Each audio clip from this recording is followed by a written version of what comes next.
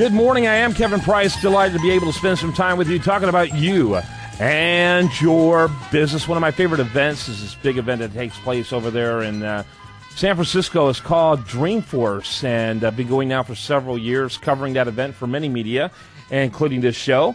And I'd like to get some information, talk to some of the people that are engaged with that organization. Peter Friedman, CEO of LiveWorld, which is a social media change maker. And I'm assuming you guys are pretty involved with Dreamforce as well.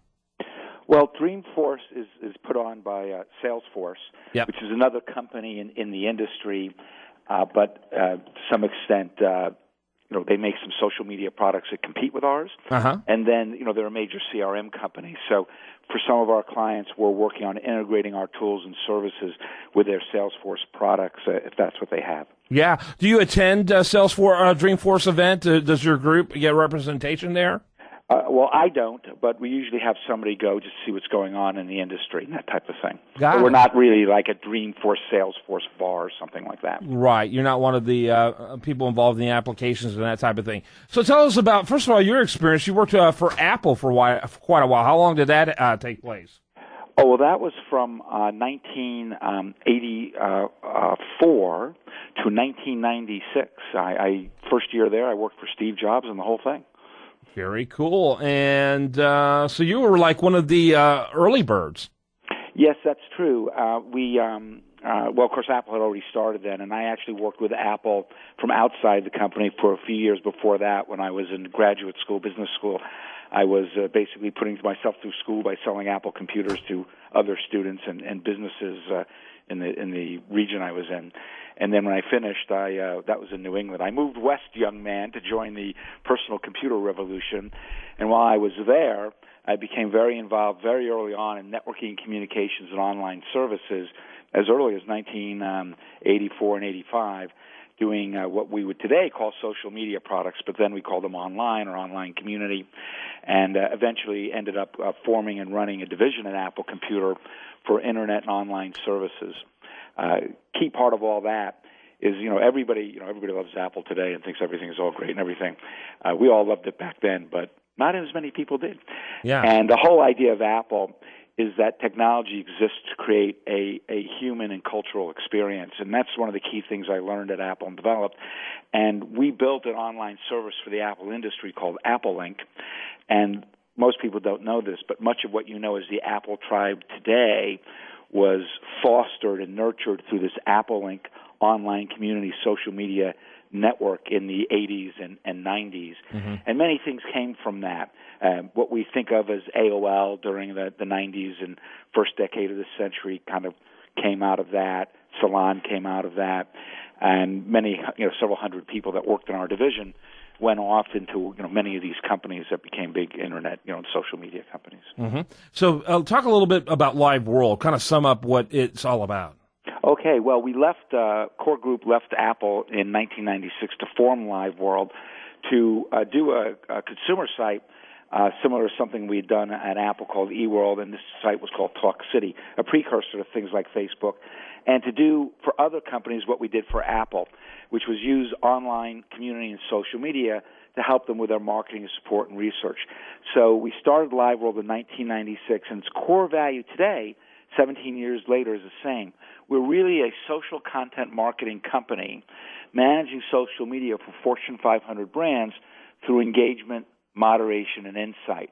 And what really distinguishes our company, which goes right to your question about Apple and what we learned there, is that we bring a human touch that's scaled by technology.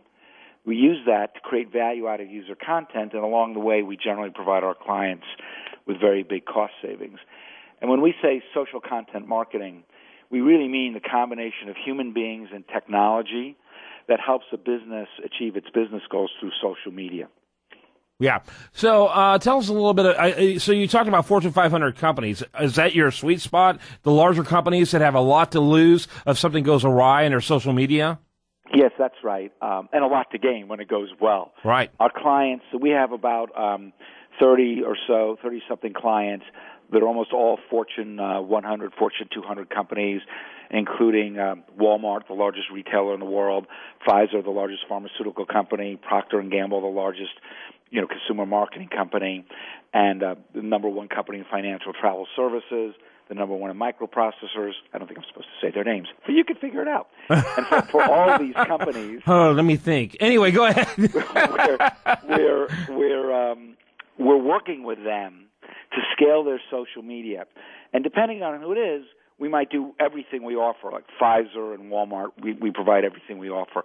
For some, we just provide moderation. For some, we just do strategy. For some, we just do insight work. But in all cases, we work with them to say, what is your brand about? And what is the real cultural model behind your brand? Back to that Apple thinking. And what's the human experience you want people to have with you? And social media gives you that opportunity because people will experience your brand not through a bunch of ads, but through how they talk to each other and form relationships with each other sort of under your umbrella or empowered by you. And that can be very powerfully proactive to build loyalty, or it can be a situation where like things go wrong and you have a social media crisis, and boom, you have to be able to deal with it, in minutes to hours, not in days, and not in a controlled PR way, but in a really embrace your customers way. Let me ask you, Peter, how many of these companies of the Fortune 500 in that area are you working with? In the last part about like a social media crisis? How many of them are your clients of the Fortune 500 companies?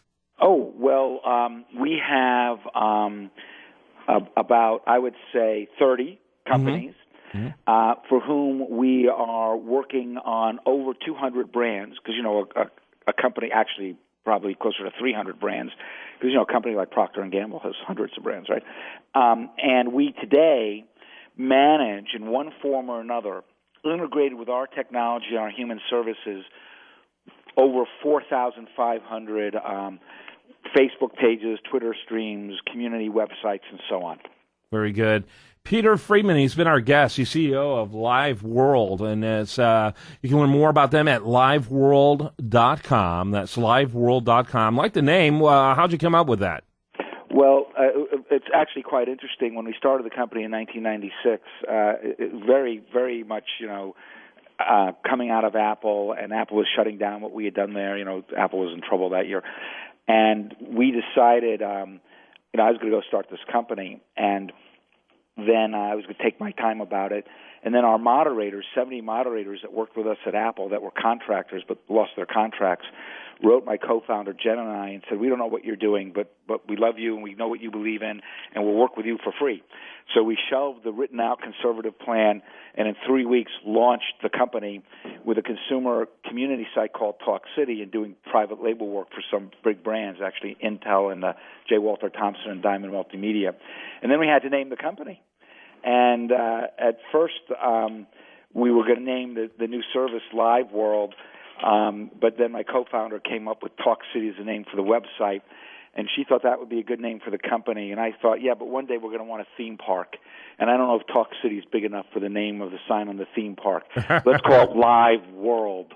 And that's how we came about. Yeah, funny you should say that. In my mind, it sounded like a theme park. So now that makes perfect sense now that you say that. Peter Friedman, he's been our guest. He's CEO of Live World, liveworld.com. I'm going to put you on hold for just a minute, Peter, and we want to get a little bit of information from you. Thanks so much for being with us. Thanks very much for having me. You bet. When we come back, much more for you. Heavy technology theme on today's program, particularly as it relates to social media and other things. So stay tuned for more right after this on The Price of Business.